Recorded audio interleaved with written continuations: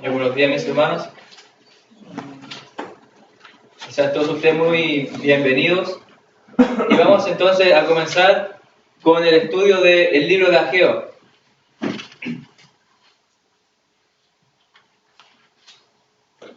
Anterior estuvimos viendo que, en primer lugar, su nombre significa festivo, ¿cierto? Porque este profeta iba a traerle alegría al pueblo de Dios.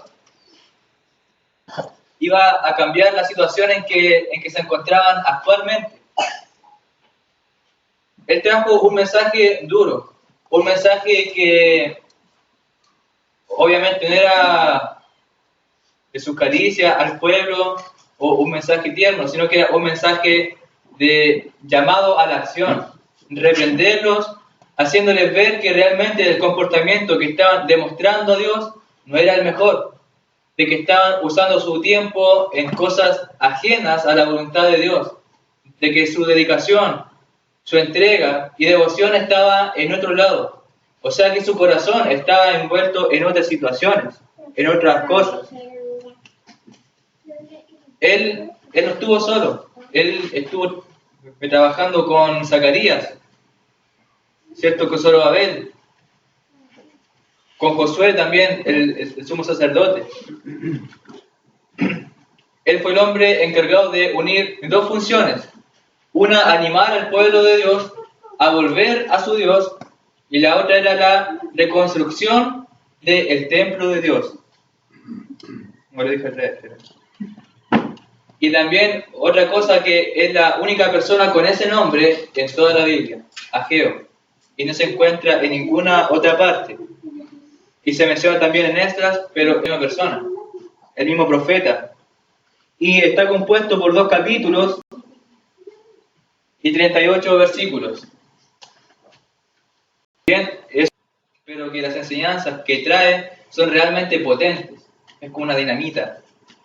Entonces, en el versículo 1 del capítulo 1 de Ageo, encontramos que dice, si lo puede leer en la ratita, por favor. En el año segundo del rey Darío, en el mes sexto, en el primer día del mes, vino palabra de Jehová por medio del profeta Ageo a Zorobabel, hijo de Salatiel, gobernador de Judá, y a Josué, hijo de Josadá, sumo sacerdote de Sion.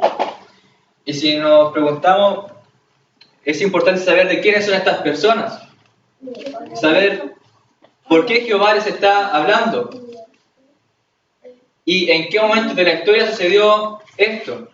Entonces lo que hicimos en la clase anterior fue hacer como un flashback o retroceder en el tiempo, y vimos de por qué se llegó a esa situación.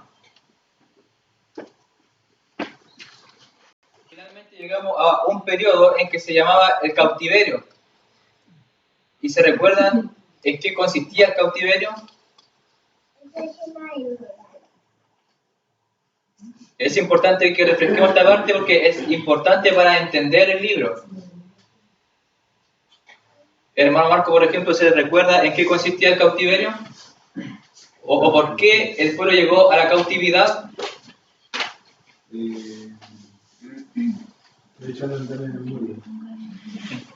Creo que están cautivos de los...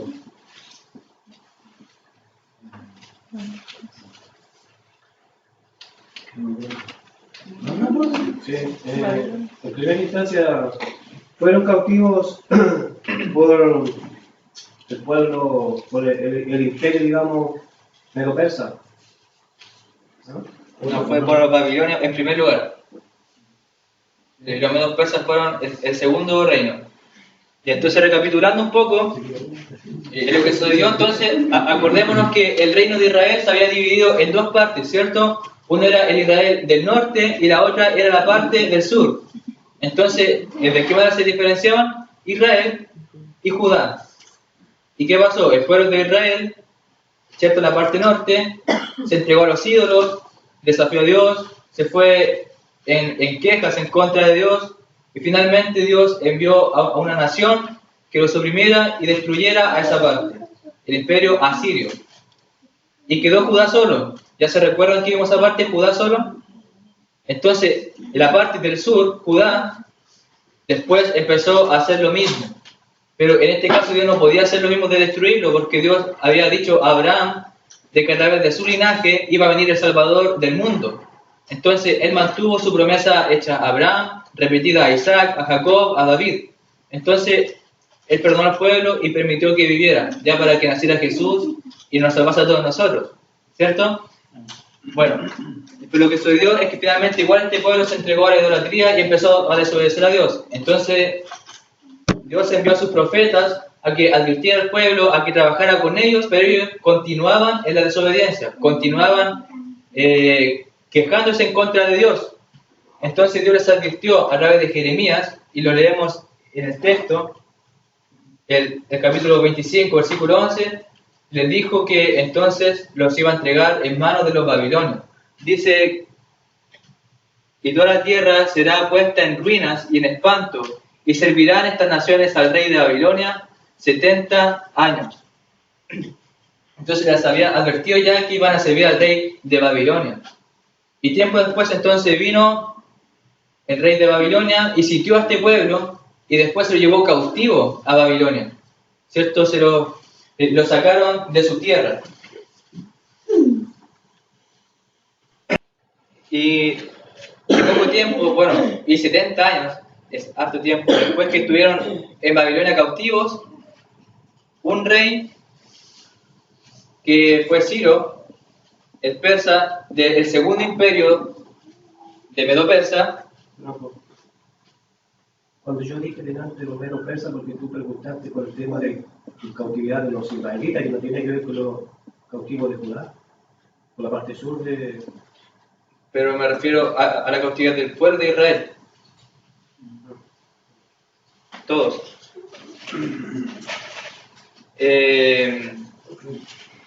Entonces, después llegamos al periodo de el retorno al cautiverio, en donde Ciro el persa dijo que volvieran entonces los israelitas a Jerusalén, ¿cierto? Que volvieran a su pueblo.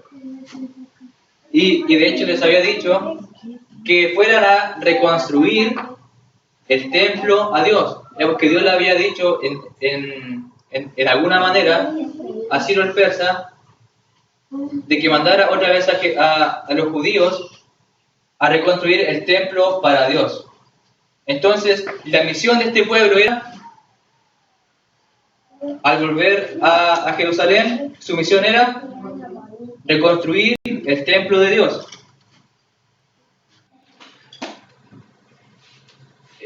Entonces también vimos esa parte de Esdras, en que Ciro el persa hacía este edicto y le decía a Israel entonces que se fuera a su tierra y que edifiquen la casa de Jehová, Dios de Israel. Y también vimos que el retorno consistió en 3 grupos.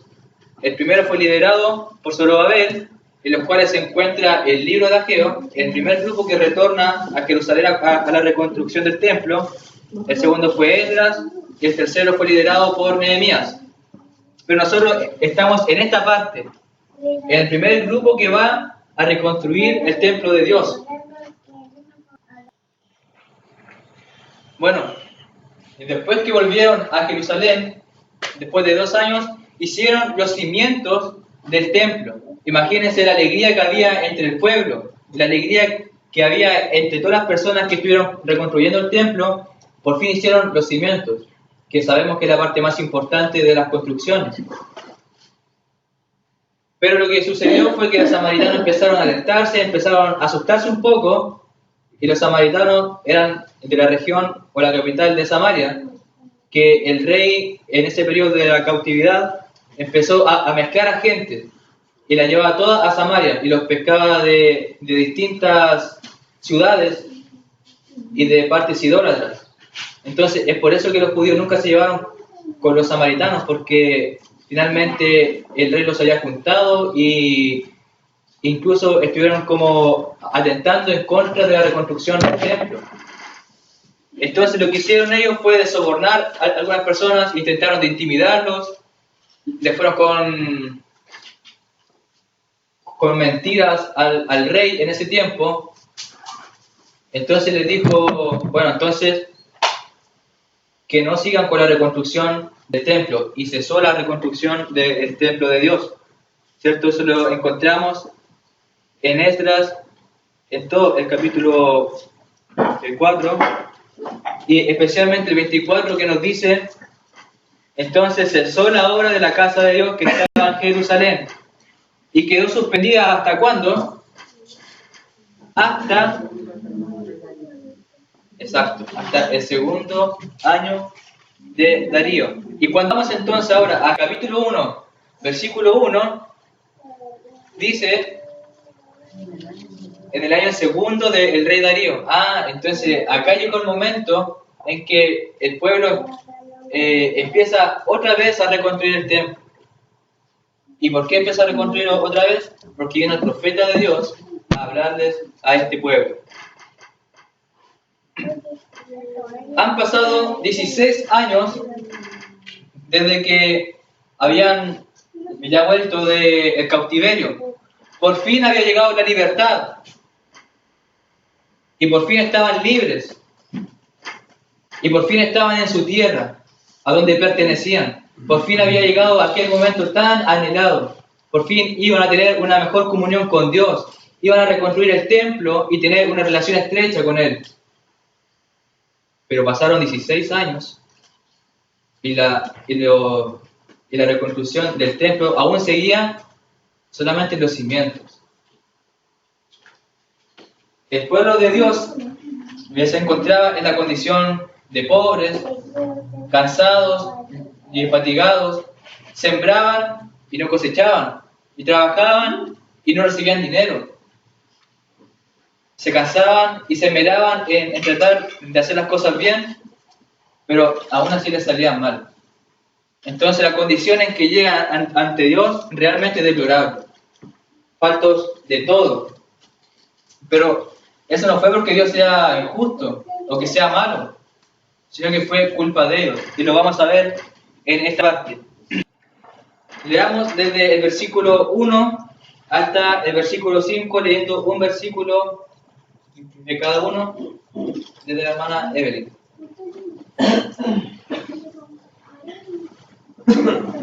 ¿Continúa el 2 entonces? El versículo 1. ¿Otra vez? Sí. En el año segundo del rey Darío, en el mes sexto, en el primer día del mes, vino palabra de Jehová por medio del profeta Ageo a Zorobabel, hijo de Salatiel, gobernador de Judá, y a Josué, hijo de Josadac, sumo sacerdote, diciendo: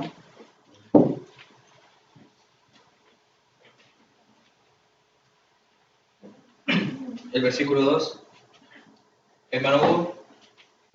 Así ha hablado Jehová de los ejércitos, diciendo: este pueblo dice, no ha llegado ahora el tiempo de que la casa de Jehová sea reedificada.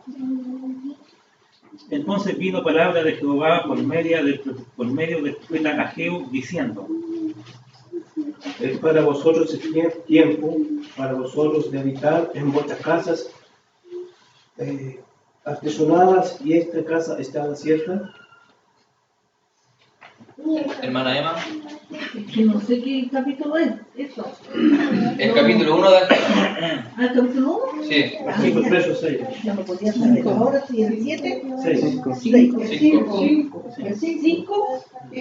Entonces se levantaron los jefes de las casas paternas de Judá y de Benjamín, y los sacerdotes y levitas. Era posible. No,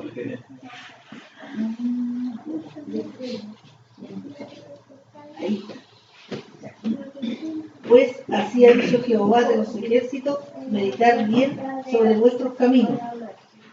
Y muchas gracias, hermanos. Gracias. Entonces lo que vemos, en primer lugar, el versículo 1 dice: en el año segundo del rey Darío, del mes sexto, el primer día del mes, vino palabra de Jehová por medio del profeta Ageo. Y fíjense de que esa parte, vino palabra de Jehová, se repite más de 26 veces en todo el libro. De hecho, el nombre de Jehová se menciona 35 veces en todo el libro de Ageo. Y consideremos que el libro está compuesto por 38 versículos. O sea, el 92% de los versículos o del libro de Ageo menciona a Jehová. 92%. Imagínense, está impregnado de la palabra Jehová este libro. Y esa parte, ha hablado Jehová, o así ha dicho Jehová, o su palabra, es mencionada 26 veces. Entonces hay algo importante en esto. Es realmente importante que se nombre a Jehová en todo esto. ¿Y por qué es tan importante? Lo que quería lograr acá, Ageo, era de que el pueblo entendiera de que todo lo que él decía era palabra directamente de Jehová, su Dios, de que no eran sus opiniones humanas, de que no era algo que se le ocurrió a él, de que no eran sus ideas, sino que todo lo que iba a decirle al pueblo venía directamente de nuestro Dios, del Señor, de Jehová de los ejércitos. Y quería dejar muy claro desde el primer momento la autoridad con la que él le hablaba al pueblo. ¿Y por qué es tan importante que él hiciera esto en primera instancia? Porque el pueblo se encontraba en la condición de perezosos. Estaban desanimados, estaban tristes. Era importante entonces que comprendieran que todo lo que Ageo les iba a decir en ese momento era Dios el que les estaba hablando. Entonces, si obedecían a Jehová. Pero si desobedecían, desobedecían a su Dios. Entonces, era para que comprendieran que realmente esto era algo serio. De que realmente es Dios el que les está hablando a ellos. Es Dios el que está desesperado, intentando hacerles entender que comprendan su mensaje, que hagan algo. Es importante de que se entienda esto porque, al igual que en este tiempo en que se escribió el libro de Ageo, hoy en día sucede lo mismo. La gente sabe que la Biblia es la palabra de Dios. Nosotros sabemos de que en la palabra de Dios encontramos su consejo, encontramos su voluntad, pero muchas veces nos tapamos los oídos y nos tapamos los ojos y no queremos escuchar y no queremos ver lo que Dios nos quiere decir a nosotros. A pesar que sabemos que tiene toda la autoridad de Dios, pero aún sabiendo que Dios nos está hablando, no queremos considerar el consejo que nos está diciendo a nosotros. Entonces es importante que se considere quién es el que está hablando. Estar ante este libro, es decir, estar ante la presencia misma de Dios, ante que Él nos esté hablando de forma directa. Entonces acá influye mucho nuestra actitud al momento en que estamos escuchando este estudio, o cada vez que un hermano nos trae una predicación. ¿Cuál es nuestra actitud frente a la palabra de Dios? ¿O cómo está nuestro corazón al momento que estamos oyendo su palabra? ¿Realmente la atesoramos? ¿Realmente estamos con un corazón abierto y dispuesto a querer escuchar? Y no solo escuchar, sino que también a obedecer. ¿O solamente vengo, asisto, escucho un poco y me entra por un oído, me sale por el otro y me voy? ¿Cuál es el impacto que tiene la palabra de Dios en mi vida, en mi corazón? ¿Realmente vas a estar atento? ¿Realmente vas a estar sentado en la silla así como deseoso de querer escuchar más y saber más? Y cuando escucho esta palabra, ¿cuál es el efecto que tiene en mi vida?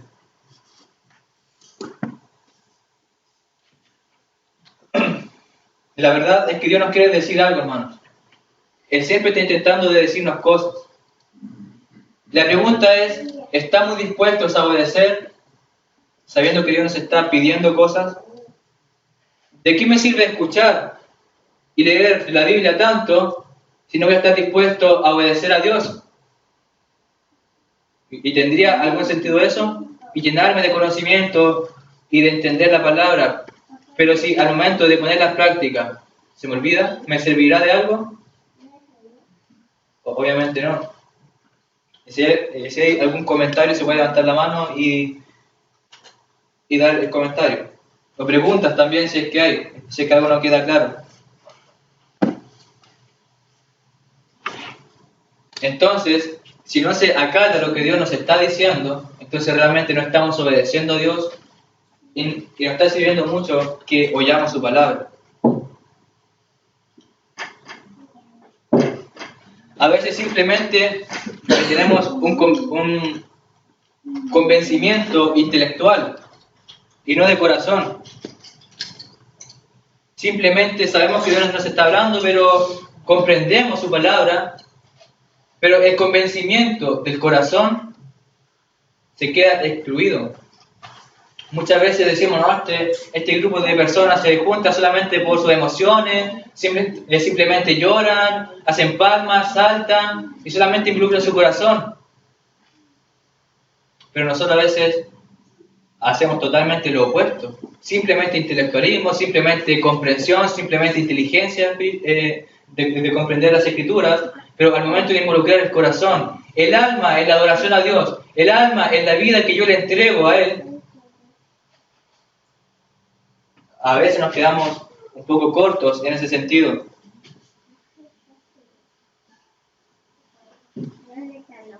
A veces le preguntamos a la persona, ¿usted cree que la Biblia es la palabra de Dios? Amén, sí, no, sí, yo creo. Y seguramente la persona no es un cristiano. Entonces, ¿por qué a veces la gente se demora en obedecer? ¿O por qué a veces la gente no se quiere comprometer más con el Señor? Uno dice, no, si yo creo que es la palabra de Dios y que Dios es el que tiene toda la autoridad. Pero entonces, ¿por qué no obedezco? ¿O qué me detiene? ¿Realmente comprendo de que Dios es toda la autoridad? ¿Es el único que me puede salvar y que merece toda la honra y la adoración?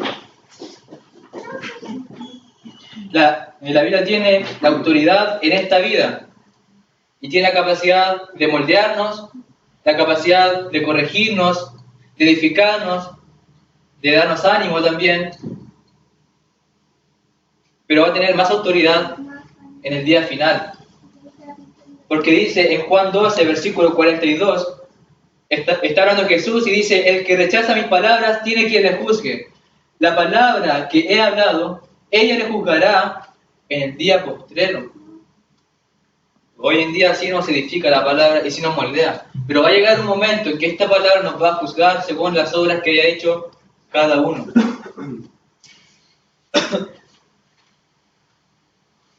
Versículo 2. Así ha hablado Jehová de los ejércitos, diciendo, este pueblo dice, no ha llegado aún el tiempo de que la casa de Jehová sea reedificada. Aprovecho de decirle, este versículo 2 es el versículo clave del libro de Ageo. Es el que resume todo el libro. Han pasado más de 15 años o 16 años en que habían vuelto a Jerusalén a reconstruir el templo, pero no pasaba nada, el templo aún estaba en el suelo. Entonces algo estaba sucediendo. ¿Y cuál era la respuesta del pueblo? Lo dice Dios. Este pueblo dice, no ha llegado aún el tiempo. Ellos decían, no Señor, espéranos un poco más. Y seguramente uno empezaría a comprender un poco diciendo, bueno, si vienen vienen del cautiverio, eran esclavos, están cansados ya, unos días para que reposen, ¿cierto? Unos pocos días para que descansen, unos pocos días para que empiecen a recorrer la tierra y se vengan recuerdos seguramente a su mente. Unos pocos días de descanso. Ya, 1 año de descanso. Pero 2 años, 3 años, 5 años, 10 años, 16 años descansando. 16 años diciendo, aún no ha llegado el tiempo. Dios, espérenos un poco más. Aún no ha llegado el tiempo, diciendo como, nosotros sabemos en qué momento empezamos. Nosotros decidimos en qué momento vamos a terminar este templo. Aguántanos un poquito. ¿Qué tipo de actitud es esa? ¿Cierto? Uno se sorprende al leer, al considerar que este pueblo se tomaba esa atribución, diciendo, no, espérese un poquito. El tiempo lo decidimos nosotros. Y fíjese que no era una cuestión de que no tenían los materiales, de que no tenían recursos, o que no tenían fuerza. Era simplemente que no querían. Era simplemente que consideraban que todavía no llegaba el tiempo apropiado. Pero si no llegaba el tiempo apropiado, ¿en qué momento iba a llegar?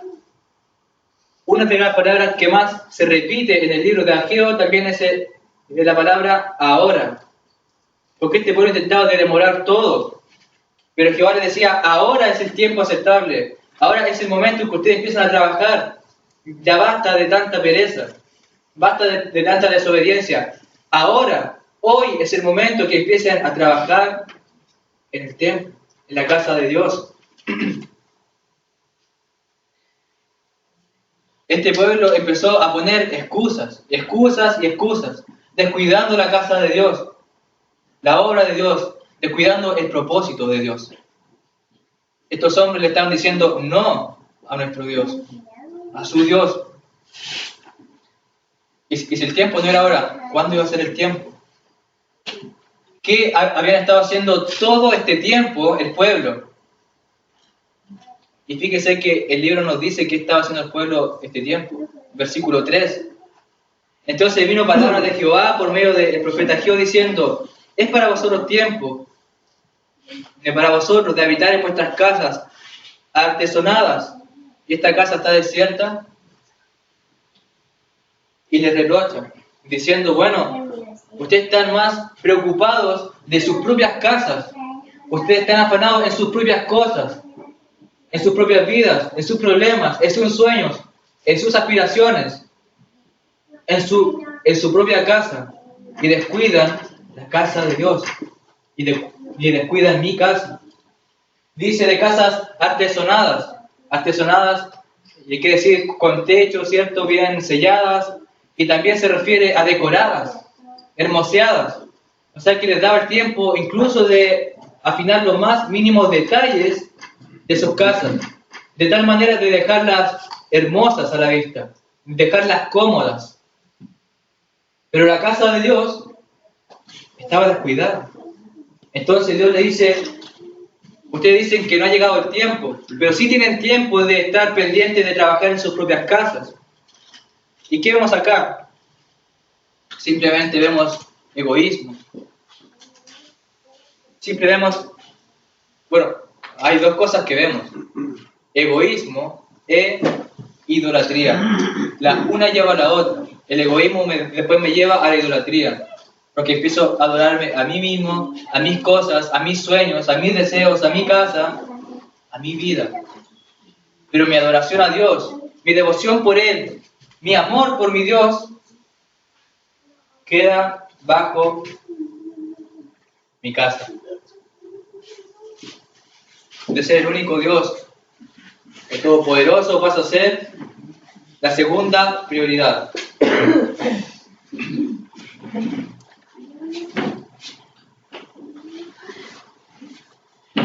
Y fíjese de que lo que pasa en este momento es muy común también hoy en día.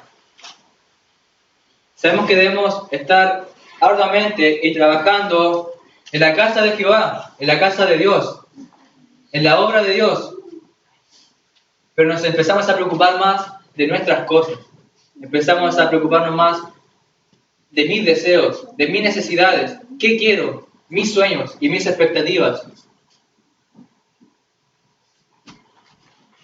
Una pregunta, ¿hemos incrementado en esta semana o en este año el tiempo que dedicamos a Dios? ¿Hemos aumentado las horas de oración, de alabanza, de estudio de su palabra, de la predicación, de visitar hermanos, de animarlos? ¿Ha aumentado en este último tiempo o este último año o semestre? ¿O continuamos igual? ¿O continuamos diciendo, no, un poco más adelante voy a ponerme más serio? En un tiempo más voy a empezar a hacer las cosas bien. ¿Estamos como este pueblo? ¿O realmente estamos empeñados en querer entregar algo mejor a nuestro Dios?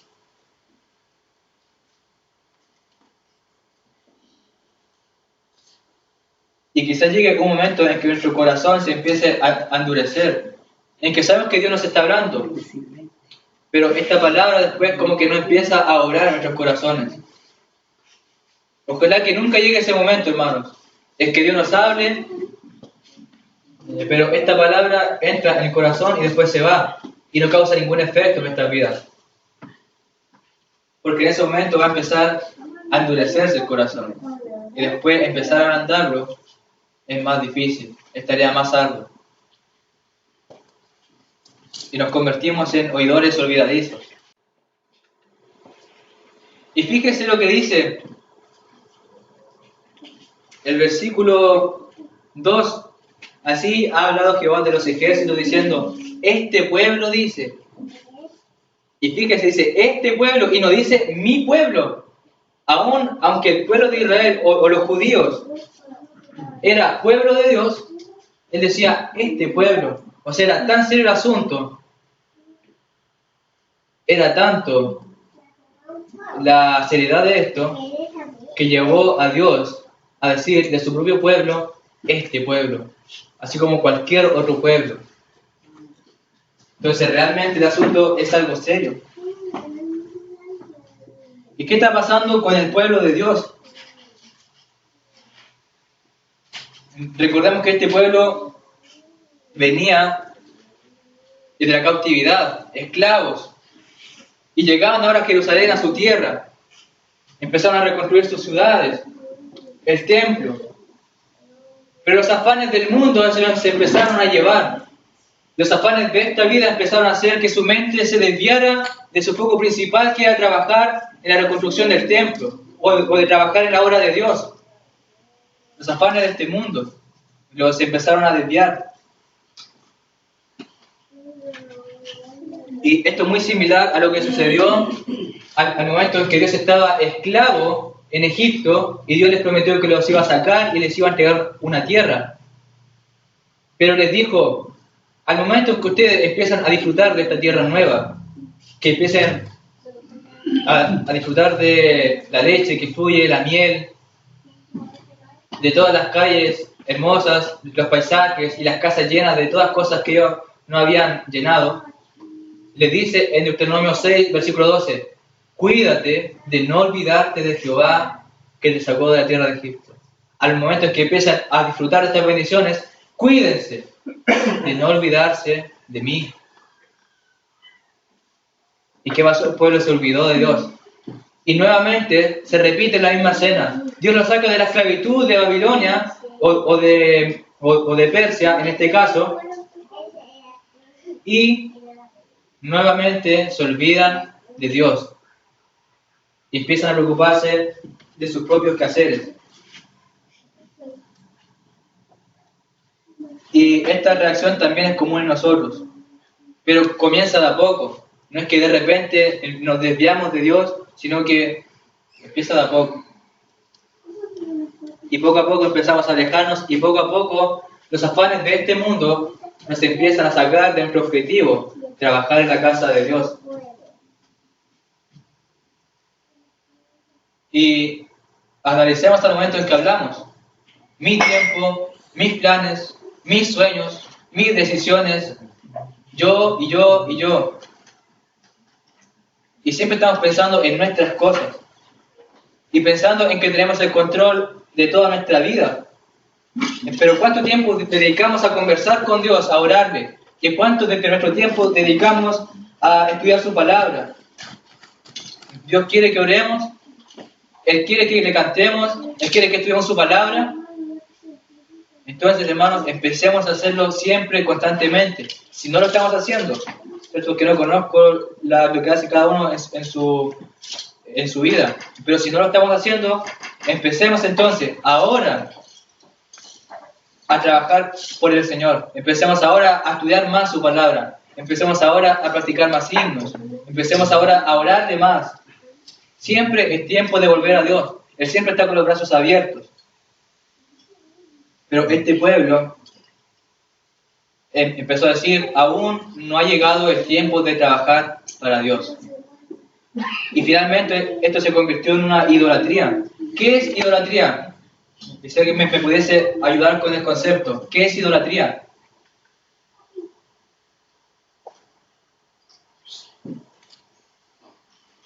¿Qué es idolatría, hermanos?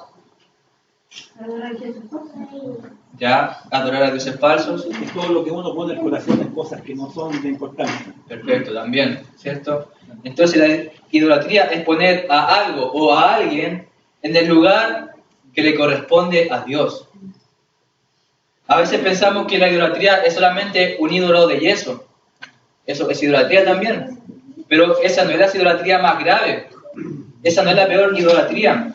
A veces la idolatría es un trabajo, es el dinero, es un equipo de fútbol, es un artista o cualquier otra cosa que le quite el tiempo y el lugar a nuestro Dios.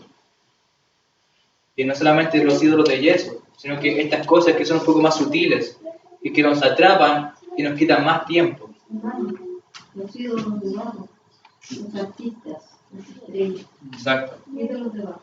Ídolos de barro. Sí. Muy bueno.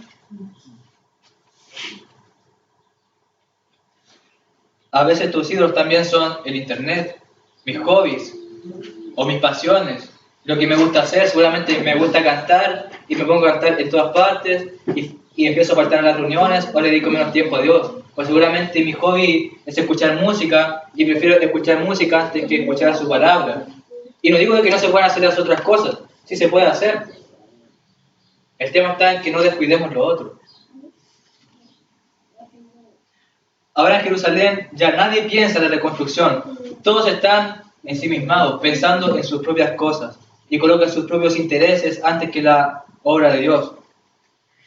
No había tiempo para adorar y no había tiempo para trabajar por Dios, reflexionar ni meditar en las cosas espirituales. Buscaban sus lujos, su bienestar en la obra de Dios. En Filipenses, versículo 21, dice, porque todos buscan lo suyo propio, no lo que es de Cristo Jesús. Así está hablando Pablo y también es lo que pasaba en este momento. Todos buscaban lo que a sí mismos les interesaba, pero en cuanto a la obra de Dios, no pasaba nada todavía. La pregunta implícita en todo el libro de Ageo es la siguiente: ¿a quién estamos sirviendo realmente? ¿A quién estamos entregando nuestra vida realmente? ¿O a qué estamos dedicando los esfuerzos, el tiempo, el dinero? ¿En qué lo estamos invirtiendo? ¿En la obra de Dios o en nosotros mismos? ¿En predicar su palabra o hacer lo que yo quiera? ¿En salir a divertirme, recrearme, relajarme? Me ocupo en la oración, en animar a mis hermanos, en pensar en ideas que sirvan en la obra de Dios, o simplemente en mí, y yo, mi familia, mis amigos, mi núcleo, mi mundo. ¿En qué estamos ocupando el tiempo? ¿Estamos realmente animados y preocupados de evangelizar,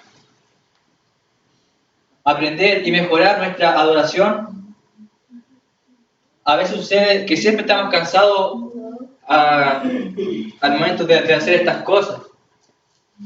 A veces decimos de que no tenemos tiempo. Y curiosamente, para hacer las otras cosas sí tenemos tiempo.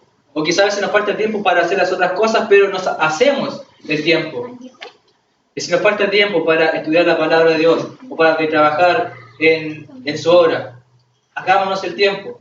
Dediquemos un par de horas o una hora o unos minutos al día en que los invirtamos en la obra de Dios, en tener una relación con Él, una amistad con Él. Ellos pensaban de que eran ellos los que sustentaban sus propias vidas, el pueblo de Judá. Decían, no, somos nosotros los que trabajamos, y si no trabajamos, entonces no hay comida. Pero fíjese de que el versículo 6 dice, sembráis mucho y recogéis poco, coméis y no saciáis, bebéis y no quedáis satisfechos, os vestís y no os calentáis.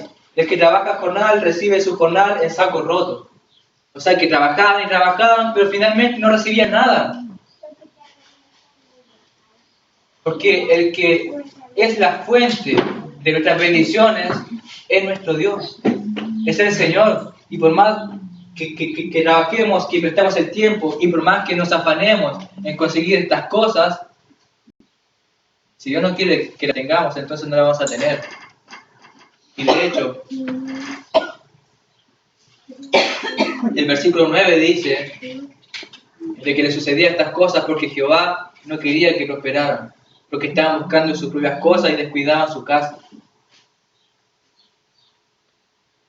Y finalmente, hermanos, versículo, pues así ha dicho Jehová de los ejércitos, meditad bien sobre vuestros caminos.